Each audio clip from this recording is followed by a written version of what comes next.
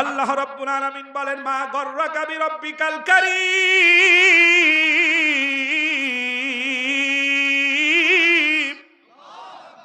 এমন কোন জিনিস আছে যেটা তোমার রবকে ভুলাইয়া দিল? প্রশ্ন করছেন কে? এখন আল্লাহর করা প্রশ্নটি আমি আপনাদের হৃদয়ঙ্গম করাতে চাই, একটু ভালো করে খেয়াল করেন। আল্লাহর প্রশ্ন হলো মা গররাকা বিরাব্বিকাল কারীম, তোমার কাছে এমন কি জিনিস আছে যেই জিনিসের কারণে তুমি আল্লাহর আইনের বিরোধিতা করছো, তোমার রবকে ভুলে গিয়েছো? কেমন জিনিস? হয়তো আপনি বলবেন আল্লাহর আইন যদি চালু হয়ে যায় তাহলে আমার সম্পদের হিসাব ঠিকঠাক দেয়া লাগবে, জাকাতের টাকাটা ঠিকঠাক মতো করে হিসাব করে বের করে দেওয়াই লাগবে, ঠিক কিনা? শুধুমাত্র জাকাতের টাকা, জাকাত আদায় করতে গিয়ে আমাদের দেশের মানুষেরা জাকাত দেয় লুঙ্গি, পাঞ্জাবি, গামছা, ঠিক না? আপনাদের ঘোষবাগে কি দেয়? লুঙ্গি, গামছা দেয় না? জাকাতের টাকা পাওয়ার অধিকার হলো গরিব মানুষ। কারা? গরিব মানুষ। টাকা পাওয়ার অধিকার হলো গরিব মানুষ। অর্থাৎ আপনার টাকার মধ্যে হিসেব করে জাকাতের যে টাকা হলো, এ টাকাটার মালিক হলো গরিব লোক।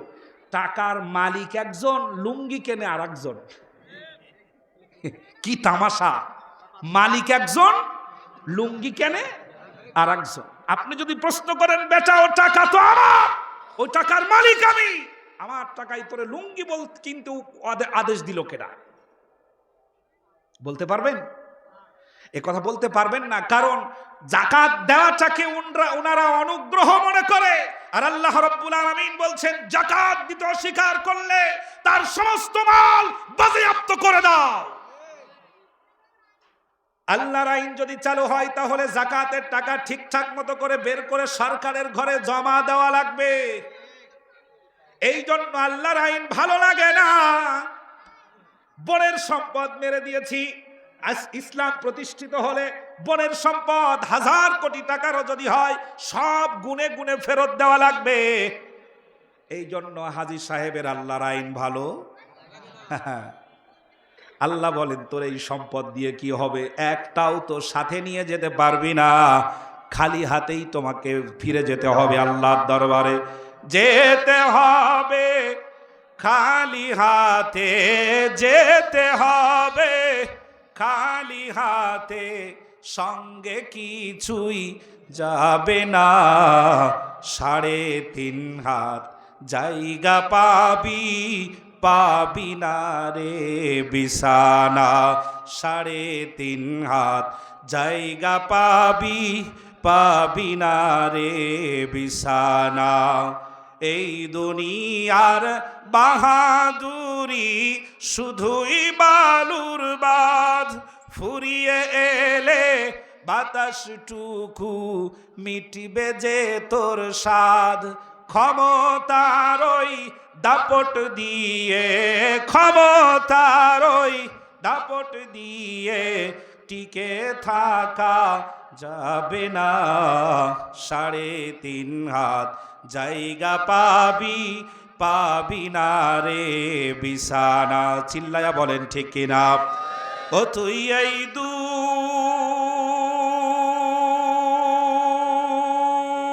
দুনিয়ার মায়াই পড়ে, ও তুই এই দুনিয়ার মায়াই পড়ে করলি কত বাহানা। এ যে নয় তোর আসল বাড়ি, কবর যে তোর আসল ঠিকানা। এ যে নয় তোর আসল বাড়ি, কবর যে তোর আসল ঠিকানা। ও তোর জজ ব্যারিস্টার উকিল মুক্তার, সেই দিনে কেউ থাকবে না যে নামেতে ডাকতো তোমায়, সেই নামে আর কেউ ডাকবে না। যে নামেতে ডাকতো তোমায় সেই নামে আর কেউ ডাকবে না। জোরে বলেন লিল্লাহে তাকবীর, নারে তাকবীর। আল কোরআনের আলো কি আর ঘরে ঘরে সংসদে, আল কোরআনের আলো, আল কোরআনের আলো। আফজাল ভাইয়ের আগমন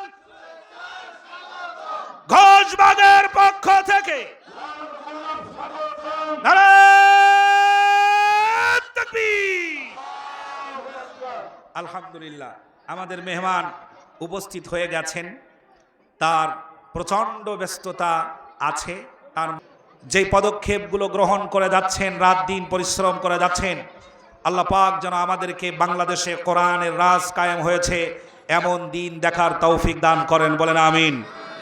আমরা এই সকল রাহবারদের জন্য দোয়া করি, আল্লাহ পাক তাদেরকে যেন সুস্থতার সাথে দীর্ঘ হায়াতে ইমানের পথে শাহাদাতের পথে যেন বাঁচিয়ে রাখেন, জোরে বলেন আমিন।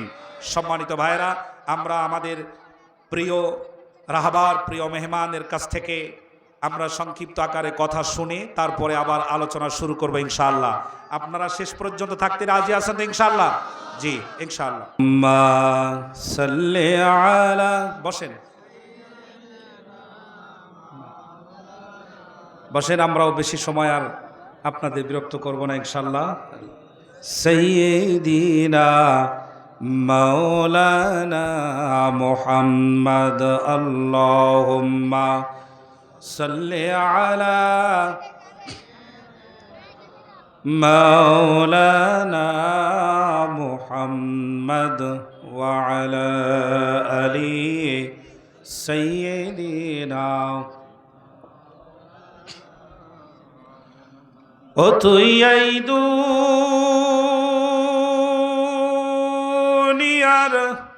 মায়ায় পড়ে করলি কত বাহানা,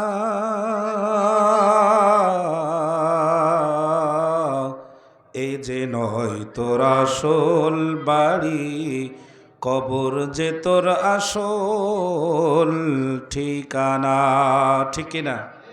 লা ইলাহা, একটু আওয়াজে সবাই, লা ইলাহা ইল্লাল্লাহ, লা ইলাহা, লা ইলাহা ইল্লাল্লাহ, লা ইলাহা।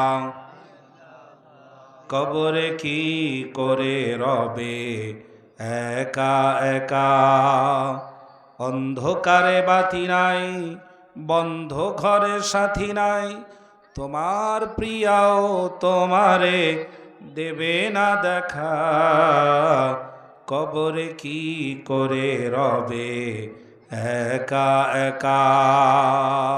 আপনাদের মন খারাপ হয়ে গেছে? একটু জোরে বলেন আল্লাহু আকবার। আমার সাথে এই এক কলি গান আশা করছি ভালো লাগবে, আমার সাথে একটু গাওয়ার চেষ্টা করেন। কবরে কি করে রবে একা একা, সবাই গান তো। কবরে কি করে রবে, আহা সবাই, কবরে কি করে রবে একা একা, অন্ধকারে বাতি নাই, বন্ধ ঘরে সাথী নাই, তোমার প্রিয়াও তোমারে দেবে না দেখা, কবরে কি করে রবে। সবাই, বালিশ নাই মশারি নাই, কেমন করে ঘুমাবে ভাই, নাই আর কন্ডিশনের ঠাই, নাই হিটার পাখা,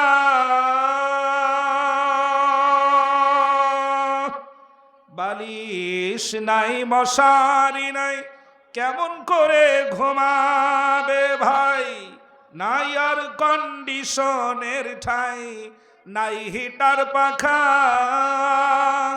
ওই নির্জন নিরালা নিঝুমে, শীত গরমে একই রুমে, থাকতে হবে টানা ঘুমে, আল্লাহরই লেখা কবরে কি করে রবে।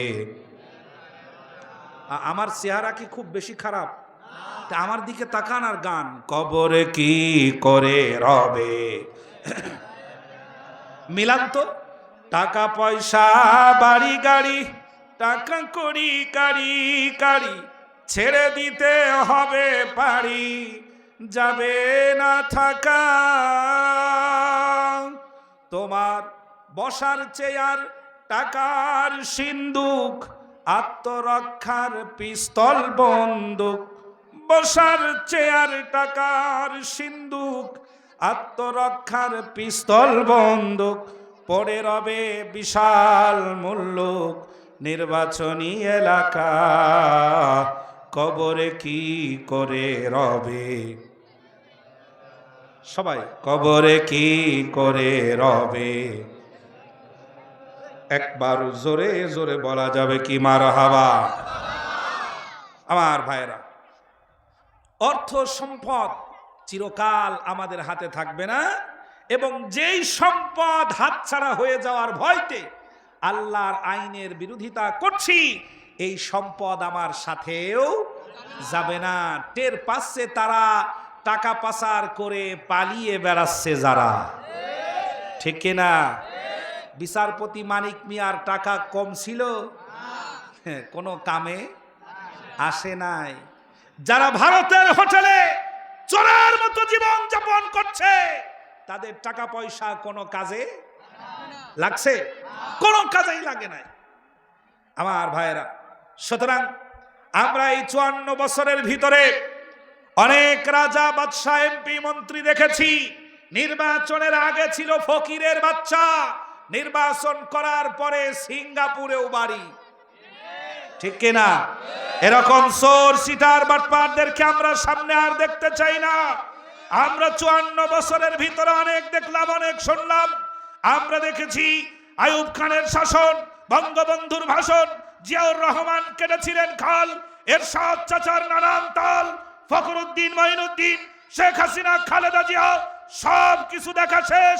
আল্লাহ যদি কবুল করে আগামীর দেশ হবে কোরআনের বাংলাদেশ, আগামীর দেশ হবে টুপিওয়ালাদের বাংলাদেশ, আগামীর দেশ হবে দাড়িওয়ালাদের বাংলাদেশ, আগামীর দেশ হবে সুন্নাহর বাংলাদেশ, আল্লাহর কোরআনের বাংলাদেশ। গড়ার জন্য রাজা দাঁড়িয়েছেন, দুই হাত উঁচু করে বলেন আল্লাহু আকবার।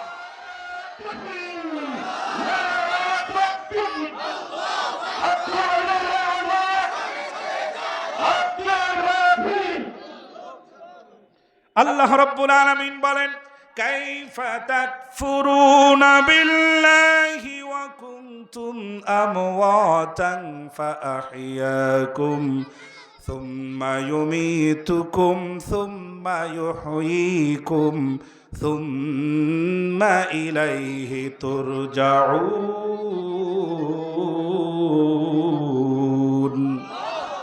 কেমন করে স্বীকার করো?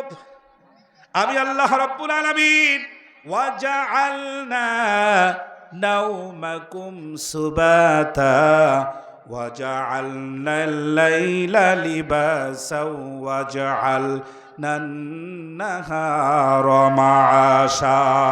জোরে বলেন আল্লাহু আকবার। সারাদিনের কর্মক্লান্ত শরীর বিছানায় যখন তুমি এলিয়ে দেবে, অনেক মানুষ রাতের বেলা ঘুমোতে পারে না। ঘুম না হওয়ার কারণে মেজাজ খারাপ হয়ে যায়। বেশি ঘুম যদি না হয় রাতের বেলায়, তাহলে মানুষ শেষ পর্যন্ত পাগল।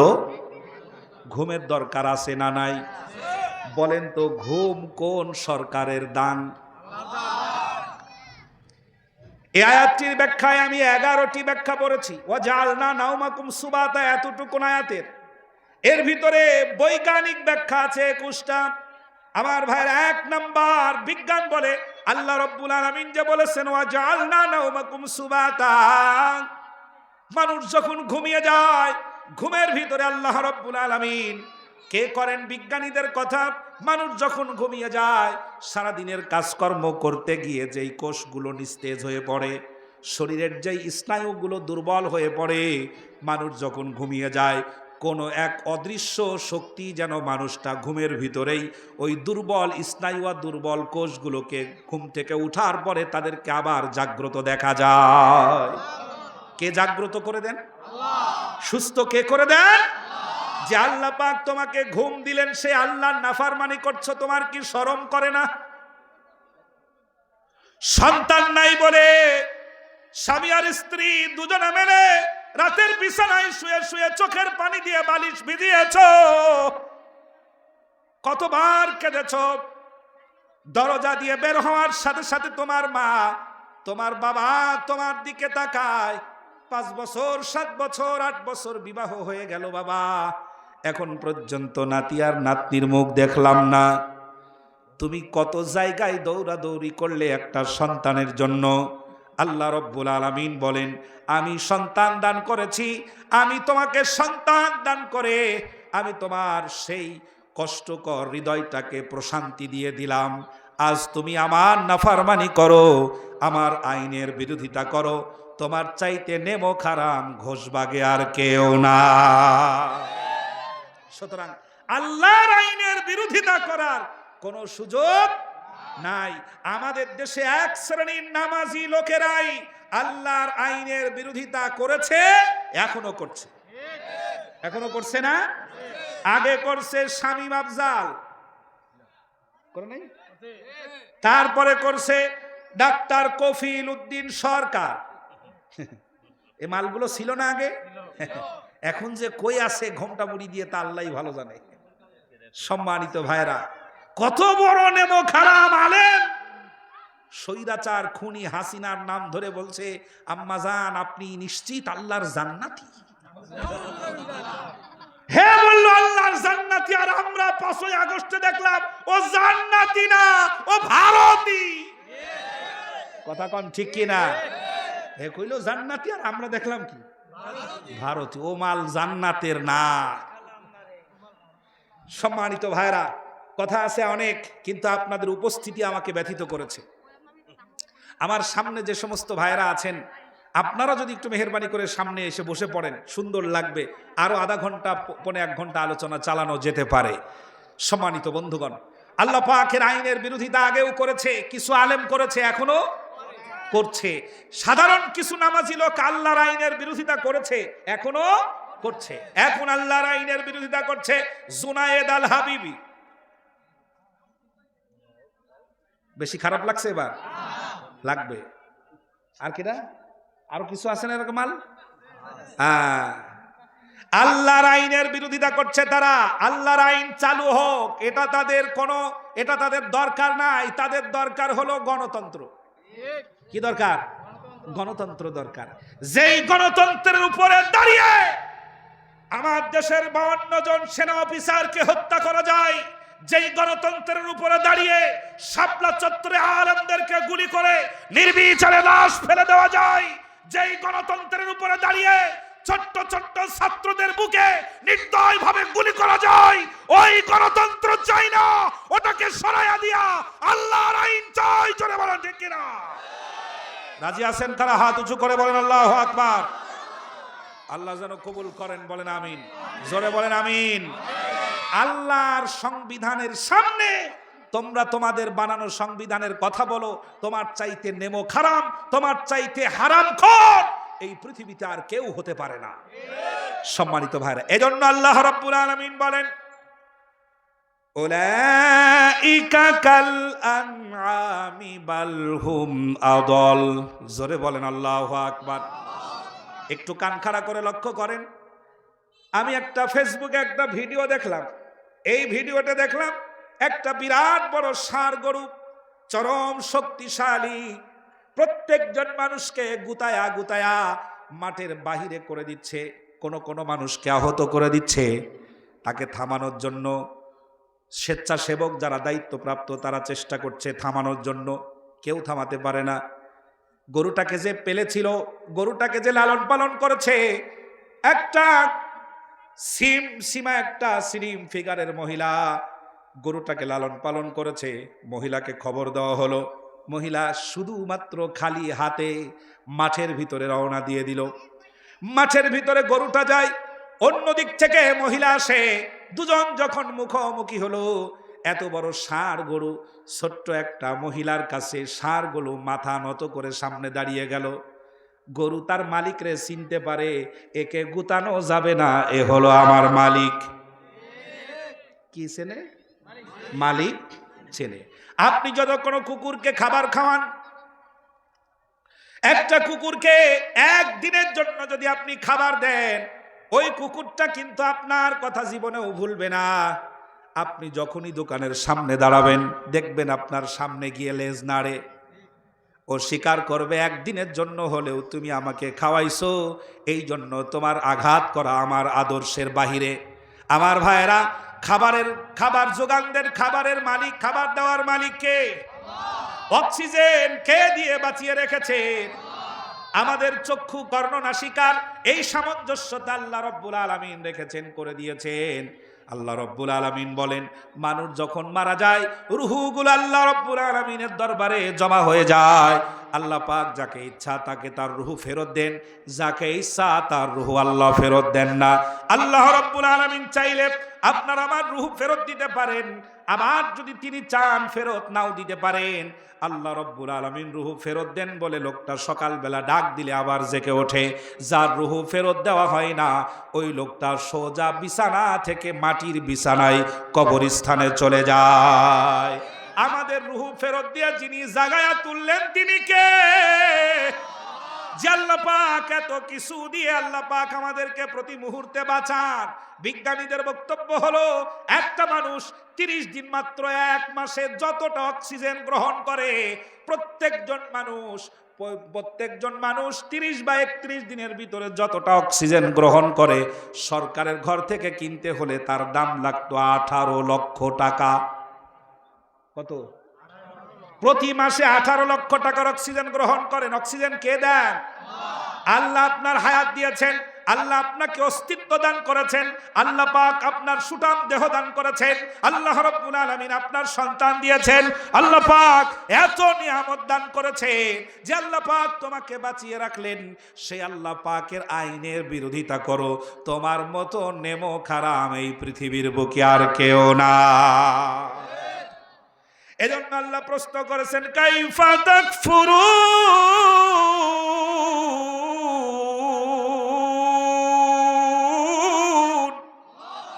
কি করে অস্বীকার করছো? কেমনে?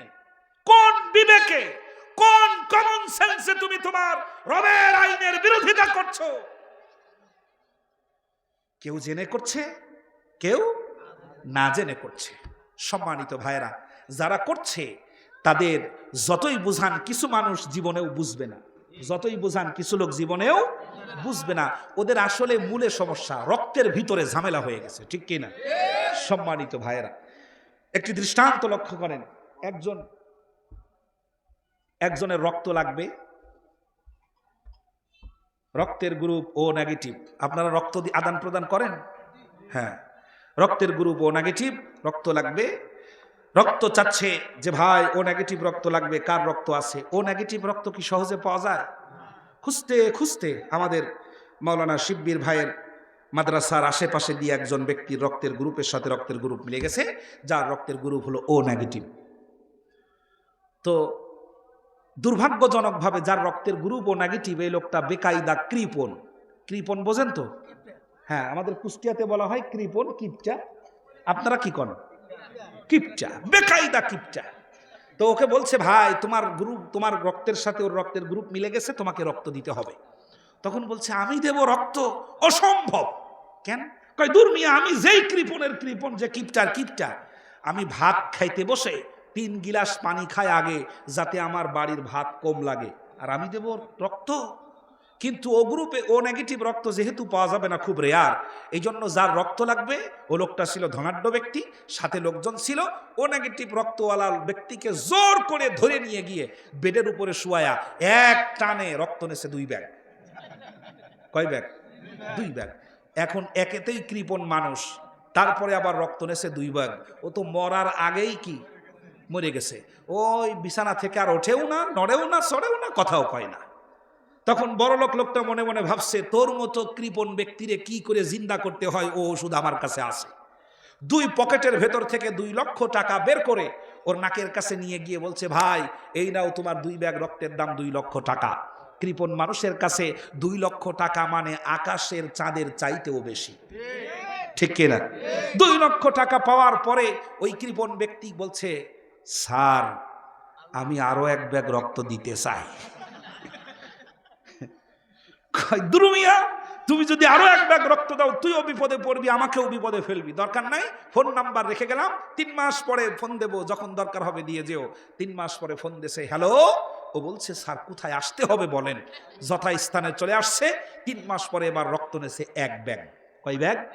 1 ব্যাগ রক্ত। বিগত সময়ে বুঝে থাকলে শুনে থাকলে বলেন তো, বিগত সময়ে 1 ব্যাগ রক্তের দাম দেশে কত টাকা? আর এই 3 মাস পরে 1 ব্যাগ রক্ত নিয়ে টাকা দিচ্ছে মাত্র 10 টাকা। কত? 10 টাকা। 2 টাকার নোট দেশে 5টা, তাও 3টা সিডা, চলে না। তো মেজাজ কি ঠিক থাকার কথা? মেজাজ ঠিক নাই। ওর মেজাজ তো মানে চুলের মাথায় উঠে গেছে। এখন মুখে যা আসছে তাই বলা শুরু করেছে। কারণ মানুষ যখন রেগে যায় হিতাহিত জ্ঞান থাকে না, মুখে যা আসে তাই বলা শুরু করছে। বলছে, আপনি একটা সিটার, আপনি একটা বাটপার, আপনি একটা শয়তান, আপনি একটা মুখোশধারী, আপনি একটা ইবলিশ, আপনি একটা মুনাফেক, আপনি একটা বেঈমান। মানে মুখে যা আসছে তাই বলা শুরু করছে। বড়লোক লোকটি তখন বলছে, ভাই তুমি আমারে এত গালিগালাজ করো না, আমাকে মুনাফেক বলো না, আমাকে শয়তান বলো না, আমাকে বদমাশ বলো না, আমাকে মুখোশধারী বলো না, আমাকে বেঈমান বলো না, আমাকে ধান্দাবাজ নাফরমান সব কিচ্ছু বলো না। কারণ আমি চিন্তা করে দেখেছি তুই খারাপ, তোর রক্ত শুদ্ধ খারাপ। 3 মাস আগে আমি ছিলাম ধনী, আল গিনা গিনান নাফস, আমার মনও ছিল ধনী। 3 মাস আগে তোর মতো কৃপণের রক্ত যখন আমার শরীরের ভিতরে ঢুকেছে তখন আমি নিজেই হয়ে গেছি কৃপণ। আমি 10 টাকার বেশি তোরে দিতে পারবো না। রক্তের ঝামেলা আছে না নাই? রক্তের ঝামেলা আছে না নাই? সম্মানিত ভাইরা, আল্লাহর আইন প্রতিষ্ঠায় বাধা দেওয়া ছিল আবু জাহেলের কাজ, আবু লাহাবের কাজ, উতবা সাইবার কাজ, ওয়ালিদ ইবনে মুগিরা জারদ সন্তানদের মতো এই সমস্ত লোকদের কাজ, ফেরাউন নমরুদের কাজ। 2025 সালে এসেও আল্লাহর আইন বাস্তবায়নে যারা বাধা দিবে তাদের রক্ত পরীক্ষা করলে কাফের বেঈমান মুশরিকদের রক্ত খুঁজে পাওয়া যাবে। যারা বলেন ঠিক কিনা? যতই নামাজ পড়ুক ওর রক্তের ঝামেলা আছে। এই জন্য কোরআনের আইনের কথা বললেই কয় হুজুর রাজনীতি ওয়াজ বন্ধ করে, ঠিক না? মসজিদের ভিতরে ইমাম সাহেব যদি আলোচনা করে আগামী জুমায়, চ্যালেঞ্জ করে বলে গেলাম, ইমাম সাহেব যদি আলোচনা করে যালিকা বিআন্নাহুম কারিহু মা আনজালাল্লাহু ফাআহবাতা আমালাহুম, জোরে বলেন আল্লাহু আকবার। আল্লাহর পক্ষ থেকে নাজিল হওয়া আইন যদি পছন্দ না হয় তাহলে সমস্ত আমল নষ্ট হয়ে যাবে। ঘোষণা কার? চুরি করলে হাত কেটে দাও, এ বিধান কার? চুরি করলে হাত কেটে দাও, বিধান কার? এখন বলেন, চুরি করলে হাত কেটে দেওয়া হবে, এই বিধান কি সবাই পছন্দ করবে? করবে? যেই লোকটার বিদেশে বাড়ি আছে এলাকার এমপি, যেই লোকটার সিঙ্গাপুরে বাড়ি আছে